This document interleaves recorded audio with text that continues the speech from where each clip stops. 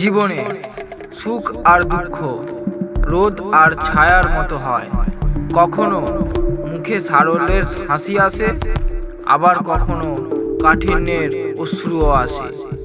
আর সময়ের এই চক্র জুড়িয়ে আছে ভাগ্য আর পরিশ্রমের সঙ্গে। চলুন, জীবনে সমস্যা কম করার কিছু পথ আমি আপনাদের বলছি। যদি আমরা শিক্ষার পূর্বে সংস্কৃতি, ব্যবসার পূর্বে ব্যবহার আর ভগবানের পূর্বে মাতা পিতার ভালোবাসা বুঝতে পারি, তখন জীবনের সকল সমস্যার সমাধান নিজেই হয়ে যাবে। ও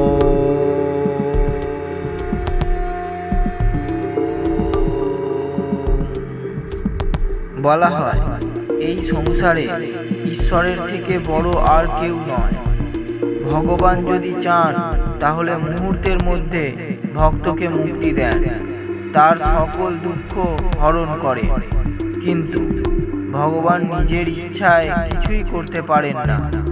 ওনাকে কখনো নিয়তির সামনে, আবার কখনো কর্মফলের সামনে নত হতে হয়। ভক্তের ভাবনা বুঝে বর প্রদান করতে হয়। কিন্তু এই জীবনযাত্রায় এমন কেউ আছে যাদের পথ ঈশ্বরের থেকেও বড় হয়। জানেন তারা কারা? তারা হলেন মাতা পিতা। কারণ ঈশ্বর আমাদের জীবনকে সুখ আর দুঃখ দুই রঙে রাঙিয়ে দেন, কিন্তু মাতা পিতা তারা সর্বদা নিজের সন্তানের জন্য কেবল সুখ কামনা করে।